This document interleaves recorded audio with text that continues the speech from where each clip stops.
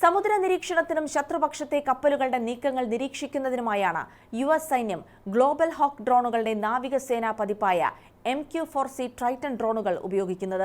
55,000 അടിയിലധികം ഉയരത്തിൽ പറക്കാൻ ശേഷിയുള്ള ഈ ഡ്രോണിന് 24 മണിക്കൂറിലധികം നേരം തുടർച്ചയായി ആകാശത്ത് തങ്ങാൻ സാധിക്കും. 8200 നോട്ടിക്കൽ മൈൽ ദൂരം ഒരേ യാത്രയിൽ പിന്നിടാൻ ശേഷിയുള്ള ഇതിന് ഒറ്റ ദിവസം കൊണ്ട് 27 ലക്ഷം ചതുരശ്ര മൈൽ പ്രദേശം സ്കാൻ ചെയ്ത് വിവരങ്ങൾ കൈമാറാൻ കഴിയും. ഇത്രയും ഉയരത്തിൽ പറക്കുന്ന അത്യാധുനിക സെൻസറുകളും റഡാറുകളുമുള്ള ഒരു ഡ്രോൺ തകരാനുണ്ടായ സാഹചര്യം അമേരിക്കൻ നാവികസേന ഗൗരവമായിട്ടാണ് കാണുന്നത്.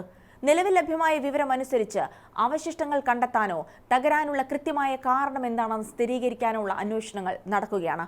ഡ്രോൺ വിന്യസിച്ചിരുന്ന ബേസിനെ കുറിച്ചോ അപകടം നടന്ന കൃത്യമായ ലൊക്കേഷനെ കുറിച്ചോ ഉള്ള വിവരങ്ങൾ സുരക്ഷാ കാരണങ്ങളാൽ നാവികസേന രഹസ്യമാക്കി വച്ചിരിക്കുകയാണ്. പശ്ചിമേഷ്യൻ മേഖലയിൽ വെച്ച് അമേരിക്കൻ ഡ്രോണുകൾ തകരുന്നത് ഇതാദ്യമായല്ല. 2019 ജൂണിൽ ഇറാൻ സൈന്യം അമേരിക്കയുടെ ഒരു RQ-4A Global Hawk drone Hormuz കടലിടുക്കിന് സമീപം വെടിവെച്ചിട്ടിരുന്നു. അന്ന് ഇറാൻ അവകാശപ്പെട്ടത് ഡ്രോൺ തങ്ങളുടെ വ്യോമാതിർത്തി ലംഘിച്ചു എന്നാണ്. എന്നാൽ അമേരിക്ക അത് നിഷേധിക്കുകയായിരുന്നു. ആ സംഭവത്തിന് ശേഷം മേഖലയിൽ ഇരു രാജ്യങ്ങളും തമ്മിലുള്ള സൈനിക സംഘർഷം യുദ്ധത്തിന്റെ വക്കിലെത്തിയിരുന്നു.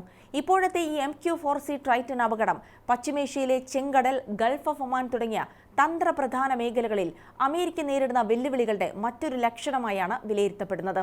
പ്രത്യേകിച്ചും യമനിലെ ഹൂതികൾ ഉൾപ്പെടെയുള്ള പ്രാദേശിക ശക്തികൾ അമേരിക്കൻ ഡ്രോണുകളെ ലക്ഷ്യം വെക്കുന്ന സാഹചര്യത്തിൽ ഈ അപകടത്തിന് പിന്നിൽ ഏതെങ്കിലും തരത്തിലുള്ള സൈനിക ഇടപെടലുകൾ ഉണ്ടോ എന്ന സംശയം അന്താരാഷ്ട്ര തലത്തിൽ ഉയരുന്നുണ്ട്.